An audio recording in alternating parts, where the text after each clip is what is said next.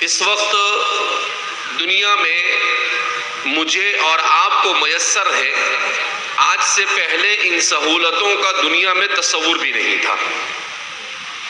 دنیا میں کوئی سوچ بھی نہیں سکتا تھا کہ ایک انسان انڈمان نکوبار میں بیٹھا ہوا ہے اور وہ دنیا کے دوسرے چپے میں فجی میں بیٹھے ہوئے کسی انسان کے ساتھ بات کر سکتا ہے۔ وہ دنیا کے کسی کونے آسٹریلیا یا نیوزی لینڈ میں، امریکہ یا جرمنی میں، کینیڈا یا افریقہ کے کسی جنگل میں بیٹھے ہوئے انسان کے ساتھ اس کی تصویر بھی دیکھ سکتا ہے، اس سے گفتگو بھی کر سکتا ہے اور اس کے اپنے ارد گرد کا ماحول بھی بتا سکتا ہے۔ اگر آج سے 60-70 سال پہلے کا انسان قبر سے اٹھ کر آ جائے اور آپ اس کے سامنے آج کے حالات کی کہانی سنانا شروع کر دے تو وہ آپ کو یہ کہے گا کہ آر یو مینٹل؟ وہ کہے گا کہ آپ بیوقوف ہے کیا؟ آپ کا دماغ کام کرتا ہے کیا؟ ایسا ہو سکتا ہے؟ آپ ذرا اندازہ لگائے کہ ایک زمانہ تھا کہ لوگ یہاں پر آپ کے انڈمان نکوبار میں آئے، ان کو یہاں پر پہنچنے کے لیے، ہندوستان سے یہاں پر پہنچنے کے لیے 15 دن، 20 دن اور 1 مہینہ لگتا، اور آج ہندوستان سے یہاں کتنی دیر میں پہنچتے ہیں؟ 2 گھنٹے میں پہنچتے ہیں۔ تو ایسی بہت ساری ہماری اپنے ارد گرد کی آپ اگر زندگی کا جائزہ لیں تو آپ یہ کہہ سکتے ہیں کہ ہم لوگ بالکل ایڈوانس ٹیکنالوجی کے زمانے میں جی رہے ہیں۔ مگر میں آپ کو ایک حقیقت بتاؤں کہ جتنی ٹیکنالوجی اور سائنس ایڈوانس ہے، ایک سروے دنیا کا یہ کہتا ہے کہ دنیا کی تاریخ میں انسان ہیومن بینگ کی ہسٹری میں اگر سب سے کمزور کوئی نسل ہے تو وہ وہی نسل ہے جو اس ایڈوانس ٹیکنالوجی کے زمانے میں زندگی گزار رہی ہے۔ آپ کہیں یہ کیسے ہو سکتا ہے؟ مگر یہ حقیقت ہے کہ سائنس کا سروے اور سائنٹیفک ریسرچ یہ کہتا ہے کہ آج تک دنیا میں اتنی کمزور نسل پیدا نہیں ہوئی جتنی کمزور نسل اور جنریشن 2000 کے بعد پیدا ہوئی اس دنیا کے اندر۔ کیوں؟ کہا اس جنریشن کے ہاتھ میں موبائل، اس جنریشن نے فزیکل ایکٹیویٹی چھوڑ دی تو یہ بدنی اعتبار سے کمزور ہو گئی۔ اس جنریشن نے 24 گھنٹے میں سے 4، 6 اور 8 گھنٹے موبائل میں دیکھنا شروع کیا تو آنکھ کے اعتبار سے کمزور ہو گئی۔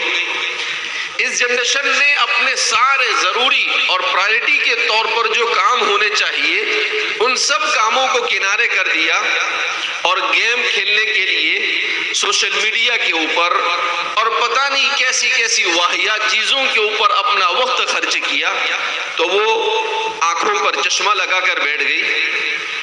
اور یہ وہ جنریشن ہے جس کے ہاتھ میں جب موبائل تھما دیا گیا تو اس جنریشن نے ریڈنگ چھوڑ دی، اس نے اسٹڈی چھوڑ دی، اس نے ریسرچ کو خیر آباد کہہ دیا۔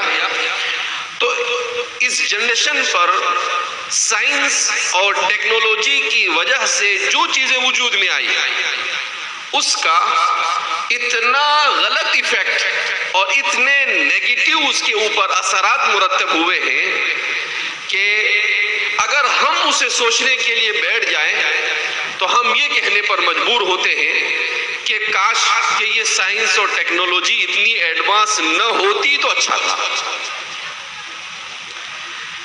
اس لیے کہ اس نے انسان کو انسانیت سے نکال کر حیوانیت کی طرف ڈھکیل دیا۔ اسی لیے کسی کہنے والے نے کہا کہ جنگل میں جو جانور زندگی گزار رہے ہیں، خونخوار جانور جو زندگی گزار رہے ہیں، ان کی بھی بہت ساری ویڈیو ہمارے سامنے آتی ہے۔ ان ویڈیوز کو دیکھنے کے بعد کبھی کبھی یہ ہوتا ہے کہ شیر ہے، کسی ہرن کے چھوٹے سے بچے کو وہ شکار کرتے ہوئے اس کو موقع ہوتا ہے مگر وہ اس پر رحم کہا کر چھوڑ دیتا ہے. کبھی چیتا ہے وہ کسی چھوٹے سی کسی چیز کا شکار کرنا چاہتا ہے مگر اس کی کمزوری کو دیکھ کر اسے وہ چھوڑ دیتا ہے. کہا ان ویڈیو کو رکھو اور انسانی معاشرے میں جو ایک دوسرے پر انسان ظلم کر رہا ہے اس ویڈیو کے ساتھ جب کمپیئر کیا جائے تو ایسا معلوم ہوتا ہے کہ جنگل میں رہنے والا وحشی اور دردناک جانور یہ انسان سے زیادہ بہتر ہے اور انسانوں میں رہنے والا انسان اس جنگلی جانور سے زیادہ بدتر ہو چکا ہے. یہ کیوں ایسا ہوا؟ ہونا یہ چاہیے تھا کہ جب سائنس ہے، ٹیکنالوجی ہے، انفارمیشن ہے، تحقیقات ہے، یہ ساری چیزیں ہمارے سامنے ہیں تو اس کا تو یہ نتیجہ ہونا چاہیے تھا کہ انسان سب سے بہتر انسان ہونا چاہیے تھا. مگر نہیں، رزلٹ کچھ اور ہے. یہ رزلٹ کیوں؟ تو سائنس نے اس پر بھی ریسرچ کیا کہ آخر ہیومن بینگ، انسان کی سوسائٹی، انسانی معاشرہ یہ اتنا زیادہ تنزلی کا شکار کیوں ہوا؟ تو کہا انسانی معاشرہ اتنا زیادہ تنزلی کا شکار اس لیے ہوا کہ انسانی معاشرے کا رشتہ اپنے دین کے ساتھ کمزور ہو گیا. جب دین کے ساتھ کمزور ہو گیا تو اپنے خالق کے ساتھ کمزور ہو گیا. جو اب اپنے خالق کے ساتھ کمزور ہو گیا تو اب وہ دوسروں کے لیے جینے کے بجائے اپنے لیے جینا شروع کر دیتا ہے. اس کو معلوم ہے کہ موت یقینی ہے، اسے یہ بھی معلوم ہے کہ موت کے بعد زندگی کے ایک ایک سیکنڈ کا اللہ کے سامنے حساب دینا ہے، مگر اس کے باوجود وہ اس کی تیاری کرنے کے لیے تیار نہیں. کیوں؟ اس لیے کہ اس کے ارد گرد اتنی ساری نعمتیں منڈلا رہی ہے کہ ان نعمتوں میں وہ ایسا مست ہو چکا ہے جیسے گٹکا، بیڑی اور سگریٹ کے پاکٹ پر فوٹو بنی ہوئی ہوتی ہے اور لکھا ہوا ہوتا ہے کہ اگر آپ اس کو کھائیں گے تو آپ کو کینسر ہو سکتا ہے. اور ایسی بھیانک تصویر ہوتی ہے کہ آدمی اس کو دیکھنے سے ہی گھبرا جاتا ہے، مگر پینے والا اسے ہر مرتبہ دیکھتا بھی ہے، پڑھتا بھی ہے، مگر پھر بھی پیتا ہے. اس کو معلوم ہے بہت سارے اس کے دوستوں اور فرینڈ سرکل میں اس کے کیسز ہوئے ہوتے ہیں مگر وہ پھر بھی اسے چھوڑتا نہیں. کیوں؟ اس لیے کہ اس کی غلط عادت اور ہیبٹ ایسی بن چکی ہے جو اب نہیں چھوٹ سکتی ہے. تو اس کو کیا کہتے ہیں؟ فارسی میں کہتے ہیں جبل گردد جبلت نمی گردد، کہ پہاڑ اپنی جگہ سے ہل سکتا ہے مگر انسان میں جو غلط ہیبٹ آ جاتی ہے وہ اس کے اندر سے نکلنا یہ بہت مشکل اور ڈیفیکلٹ ہوتا ہے. لہذا اب سوال یہ پیدا ہوتا ہے کہ یہ دین، یہ اللہ کے ساتھ کنیکشن اور انسانی معاشرے کا بہترین جنریشن کیسے وجود میں آئے؟ تو اس کو وجود میں لانے کے لیے ہمیں اپنے جنریشن کو اللہ کی کتاب سے جوڑنا پڑے گا. ہمیں اپنے آپ کو اللہ کی کتاب سے جوڑنا پڑے گا. ہمیں اپنے گھر کو اللہ کی کتاب سے جوڑنا پڑے گا. ہمیں اپنی عورتوں کو اللہ کی کتاب سے جوڑنا پڑے گا. ہمیں اپنے نوجوانوں کو اللہ کی کتاب سے جوڑنا پڑے گا. ہمیں ہمارے معاشرے کے ہر فرد کو اللہ کی کتاب سے جوڑنا پڑے گا. ذالک الکتاب لا ریب فیہ ھدی للمتقین، یہ کتاب ہے جو سارے انسانوں کے دنیا اور آخرت کے مسائل کو حل کرنے کے لیے نازل ہوئی. اس کتاب کو صرف اس لیے نہیں نازل کیا کہ اس کتاب کو آپ نماز میں سورہ فاتحہ پڑھ لو اور پہلی رکعت میں قل اعوذ برب الفلق اور دوسری رکعت میں قل اعوذ برب الناس پڑھو اور آپ کو اس کا ایک لفظ کا معنی معلوم نہیں اور آپ یہ سمجھو کہ آپ نے اپنی ذمہ داری پوری کر دی. نہیں، یہ کتاب اس لیے نہیں نازل ہوئی. یہ کتاب مجھے اور آپ کو اپنی ذمہ داری کا احساس جگانے کے لیے نازل ہوئی. یہی وہ کتاب ہے جس کتاب کا نزول نبی آخر الزماں احمد مصطفیٰ محمد مجتبی حبیب کبریا صلی اللہ علیہ وسلم کی ذات اقدس پر اس زمانے میں ہوا، جو زمانہ ہمارے زمانے سے زیادہ خراب زمانہ تھا، جو زمانہ اور اس زمانے کے لوگ، ان کے اخلاق، ان کے عادات اور اطوار اس زمانے کے لوگوں سے ملتے جلتے تھے۔ اسی لیے محمد قطب ایک بہت بڑے مفکر گزرے ہیں، انہوں نے ایک کتاب لکھی ہے، اس کتاب کا نام رکھا ہمارے ان زمانے کے حالات کو دیکھ کر اس کو انہوں نے کمپیئر کیا رسول اللہ صلی اللہ علیہ وسلم کی بعثت کے زمانے کے حالات کے ساتھ، اور کہا جاہلیت القرن العشرین، کہا میں جب آج کی دنیا کو دیکھ رہا ہوں اور میں اس زمانے کی دنیا کو دیکھتا ہوں تو مجھے ایسا لگتا ہے کہ وہی جاہلیت دوبارہ ہمارے معاشرے میں آ چکی ہے۔ تو انہوں نے اس کا نام دیا 20 سینچری کی جاہلیت، کہ 20ویں صدی میں انسان ایک بار پھر 6ٹھی صدی عیسوی کی طرف اور 14ویں صدی ہجری میں انسان ایک بار پھر رسول اللہ صلی اللہ علیہ وسلم کی بعثت سے پہلے جو انسانی سوسائٹی تھی اس سوسائٹی کی طرف جا چکا ہے۔ مگر بڑا فرق ہے۔ کیا فرق ہے؟ کہ اس سوسائٹی میں جو خرابیاں تھی ان خرابیوں کی وجہ جہالت تھی، اور ہمارے معاشرے میں جو خرابیاں ہیں ان خرابیوں کی وجہ جہالت نہیں، اس لیے کہ آج انفارمیشن آن ٹچ، آپ کو کوئی بھی معلومات، انفارمیشن یا نالج چاہیے، آپ گوگل کے پاس جاؤ تو آپ کو فٹ سے وہ آپ کو جو چاہیے وہ لا کر رکھ دے، معلومات سب ہے، نالج سب ہے، انفارمیشن بہت ایزی ہو چکی ہے، مگر ہمارا سوسائٹی اور معاشرے کا جو انوائرمنٹ ہے، ماحول ہے، وہ بگڑ چکا ہے۔ یہ ماحول کیوں بگڑا؟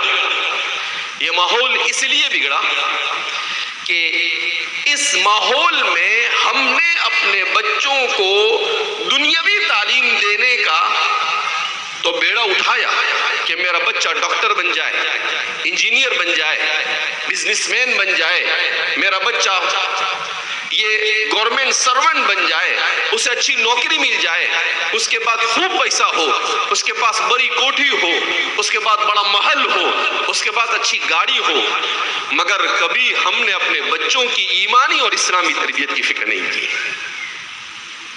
اسی لیے اسی محمد قطب نے، مفکر نے، ایک کتاب لکھی ہے التربیت الاسلامیہ، جس پر ان کو عالم اسلام کا سب سے بڑا ایوارڈ دیا گیا، فیصل ایوارڈ۔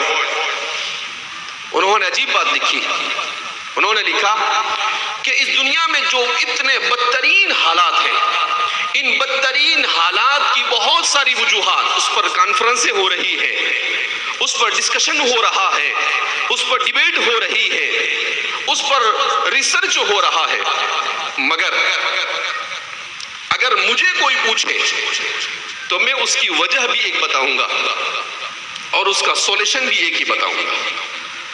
اور پھر انہوں نے کہا اس کی ایک ہی وجہ کہ اس زمانے کے پیرنٹس، والدین نے اپنے بچوں کی گھر میں صحیح تربیت کرنا چھوڑ دیا۔ اگر ہر والدین گھر میں اپنے بچوں کی صحیح تربیت کرنا شروع کر دے تو خود بخود انسانی سوسائٹی کے اندر میں تبدیلی آ جائے گی۔ کہا آپ بچے کو کتنے ہی اچھے مدرسے میں پڑھاؤ، آپ بچے کو کتنی ہی اچھی اسکول میں پڑھاؤ، مگر اس کو گھر میں ماحول اگر اچھا نہیں ملا، باپ گالی دیتا ہے، باپ اپنی بیوی کے ساتھ، اس کی ماں کے ساتھ جھگڑتا ہے، گھر کا ماحول اچھا نہیں ہے، ساری کوشش کے باوجود بھی آپ کے بچے کے اندر میں کوئی اچھی تبدیلی نہیں آ سکتی ہے۔ تو سب سے پہلے اللہ کے رسول صلی اللہ علیہ وسلم پر بھی جب وحی کا نزول ہوا تو آپ صلی اللہ علیہ وسلم نے سب سے پہلے آ کر کس پر محنت کی؟ آپ نے آ کر اپنی اس وحی کی کیفیت کو ام المؤمنین حضرت خدیجہ الکبریٰ کے سامنے بیان کیا، اور حضرت خدیجہ الکبریٰ رضی اللہ تعالی عنہا انہوں نے سب سے پہلے اسلام قبول کیا۔ اس لیے کہتے ہیں کہ عورت کی زندگی میں جب دین آتا ہے تو نسلوں میں دین جاری ہوتا ہے، اور جب عورت کی زندگی سے دین نکلتا ہے تو نسلیں بے دینی کا شکار ہو جاتی ہیں۔ تو نسلوں میں دین کو زندہ رکھنے کے لیے سب سے پہلی ضرورت ہماری عورتوں کے اندر میں دین کا زندہ ہونا۔ انگریزوں نے جب مسلمان سوسائٹی کو بلکہ پوری دنیا کے انسانوں کو برائی کی طرف لانے کا پلان بنایا تو انہوں نے سب سے پہلا کام کیا کیا؟ عورت کو اپنے گھر سے نکال دیا، اس کو مارکیٹ میں لا کر کھڑا کر دیا۔ اللہ رب العزت نے مرد اور عورت کو بنایا تو اللہ نے اس کا نظام یہ بنایا کہ عورت کا کام ہوم منسٹری کا ہے اور مرد کا کام یہ فورن منسٹری کا ہے۔ جتنی منسٹریاں ہیں باہر کی، یہ سارے کام مرد کے ذمے ہیں۔ الرجال قوامون، قرآن کریم نے اس کو بیان کیا کہ ہم نے اسے قوام بنایا، ہم نے اسے رسپانسیبل بنایا، ہم نے اسے ذمہ دار بنایا۔ تو وہ ساری ذمہ داری کما کر لا کر دینا یہ باپ کی ذمہ داری ہے، اور ماں کی ذمہ داری اپنے بچوں پر 24 گھنٹے تربیت کی ڈیوٹی انجام دینا۔ اسی لیے شیخ الاسلام فقیہ العصر حضرت مولانا تقی عثمانی صاحب نے بڑی اچھی بات لکھی، کہا کہ بڑی عجیب فیشن کی دنیا ہے، اگر عورت اپنے گھر میں اپنے شوہر کی خدمت کرتی ہے، اپنے ماں باپ کی خدمت کرتی ہے، اپنے ساس سسرے کی خدمت کرتی ہے، اپنے خسر کی خدمت کرتی ہے، تو اسے دقیانوسیت کہا جاتا ہے۔ اور یہی عورت اگر ہوٹلوں کے اندر میں، یہی عورت فیکٹریوں کے اندر میں، یہی عورت ایئر ہوسٹس بن کر فلائٹ کے اندر میں اجنبیوں کے سامنے مصنوعی اور آرٹیفیشل ہنسی اپنے چہرے پر لا کر خدمت کرتی ہے تو اسے ترقی کہا جاتا ہے۔ کہا یہ کون سی ترقی کا معیار ہے؟ اللہ نے اس عورت کو اس لیے بنایا تاکہ وہ اپنی اولاد کی صحیح تربیت کرے۔ اسلامی سوسائٹی میں جو بڑے بڑے ریسرچ کرنے والے، بڑے بڑے علماء اور بڑے بڑے لوگ پیدا ہوئے، ان میں سب سے بڑا رول کس کا ہوا کرتا تھا؟ عورت کا ہوا کرتا تھا۔ اللہ کے رسول صلی اللہ علیہ وسلم نے اپنی امت کو نصیحت کرتے ہوئے کہا خذوا نصف علمکم من حمیرہ، کہ میری امت آدھا علم حضرت عائشہ سے حاصل کرو۔ حضرت عائشہ کو حضور پیار سے حمیرہ کہتے تھے۔ حمیرہ کا مطلب آتا ہے گلاب کا پھول۔ تو خذوا نصف علمکم من حمیرہ۔ حضرات صحابہ کو رسول اللہ صلی اللہ علیہ وسلم کے بعد جب کوئی پریشانی لاحق ہوتی تھی تو حضرات صحابہ کرام رضوان اللہ تعالیٰ عنہ مجمعین مسئلہ پوچھنے کے لیے کس سے رابطہ کرتے تھے؟ حضرت عائشہ سے رابطہ کرتے کہ حضور اس سلسلے میں کیا کرتے تھے۔ امام محمد بن سیرین یہ حضرات صحابہ کے تلامذہ میں سے ان کے بارے میں آتا ہے کہ ان کی بیٹی یہ اپنے زمانے کی سب سے بڑی قاریہ اور فقیہ اور محدثہ تھی۔ کہا پورے شہر کی عورتیں ان کے پاس آ کر علم حاصل کرتی تھی۔ امام ابن الجزری علم قرآت کے بہت بڑے امام گزرے ہیں، ان کی بیٹی جن کا نام سلمہ بیان کیا جاتا ہے، سلمہ بنت ابن الجزری، ان کے بارے میں آتا ہے کہ وہ ایسی قرآت کرتی تھی کہ ان کے زمانے میں کوئی ان کے جیسے قرآت نہیں کر سکتا تھا، اور پورے علاقے کی عورتیں ان کے پاس آ کر قرآن سیکھتی تھی۔ ایسی بے شمار مثالیں ہماری تاریخ کے اندر میں ملے گی کہ ہمارے معاشرے کے اندر عورتوں کی تعلیم و تربیت پر خصوصی توجہ دی گئی ہے۔ بچہ جو ہوتا ہے، آخری بات کہہ کر اپنی بات کو ختم کرتا ہوں، بچہ سائنٹیفک ریسرچ کہتا ہے کہ انسان کا جو دماغ ہے یہ کیسے کام کرتا ہے۔ کہا 21ویں صدی کا سب سے بڑی کھوج اور سب سے بڑی سائنٹیفک ڈسکوری جو ہے وہ کیا ہے؟ کہا بچے کا دماغ، برین آف چائلڈ۔ کیوں؟ تو وہ کہتے ہیں کہ اب چونکہ بڑی بڑی مشینیں وجود میں آئی تو انسان کی باڈی اندر سے کیسے کام کرتی ہے ان چیزوں کو اسکرین پر دیکھنا آسان ہو گیا۔ تو انہوں نے انسان کے مائنڈ پر ریسرچ کیا، اور ریسرچ کرنے کے بعد وہ حیران اور پریشان ہو گئے کہ انسان کا دماغ یہ دنیا کی سب سے حیرت انگیز مشین ہے۔ کہا اس میں نیورون ہوتے ہیں اور یہ نیورون سب سے زیادہ فری ہوتے ہیں اور سب سے زیادہ ہوتے ہیں یہ بچے کے دماغ میں. بچے جب پیدا ہوتا ہے اس وقت سے لے کر 9 سال تک کی جو عمر ہوتی ہے اس عمر میں یہ نیورون یہ فری ہوتے ہیں اور جب بچہ کسی چیز کو دیکھتا ہے تو نیورون کا کنیکشن بنتا ہے اور جب کنیکشن بنتا ہے تو وہ چیز اس کے اندر میں سیو ہو جاتی ہے. جب کسی چیز کو سنتا ہے کسی چیز کو سیکھتا ہے کسی چیز کو چھوتا ہے اس طرح سے اس کا دماغ تیار ہوتا ہے. تو کہا 9 سال تک کی عمر میں بچہ جو کچھ دیکھتا ہے وہ سیکھتا ہے اور وہی اس کی زندگی بن جاتی ہے وہی اس کا مائنڈ بن جاتا ہے. 9 سال کے بعد اس کا دماغ یہ پتھر بن جاتا ہے. پھر کوئی چیز آسانی کے ساتھ اس میں نہیں جائے گی. پھر کوئی کسی چیز کو زبردستی اس کے اندر میں داخل کرنا پڑتا ہے اور آپ جانتے ہیں کسی چیز کو زبردستی جب داخل کیا جائے تو وہ واپس آ جاتی ہے جب اس کو چانس اور موقع ملتا ہے. تو سب سے بہترین عمر ہمارے بچوں کی تربیت کی یہ پیدائش سے لے کر 9 سال تک کی عمر. لیکن ہم لوگ اس کو بچہ سمجھتے ہیں کہ ابھی تو بچہ ہے, اس کو موبائل پکڑا دیتے ہیں. ہم لوگ بچہ سمجھتے ہیں اس کو ٹی وی کے سامنے بٹھا دیتے ہیں. ہم لوگ بچہ سمجھتے ہیں اس کو کھیل کود میں لگا دیتے ہیں.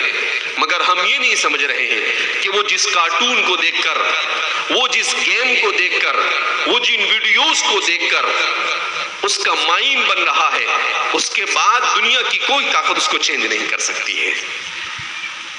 ٹام اینڈ جیری کے ذریعے سے پب جی کے ذریعے سے اور طرح طرح کی ان گیموں کے ذریعے سے اس پر دشمن اتنا زیادہ انویسٹ کیوں کرتا ہے کروڑوں روپے؟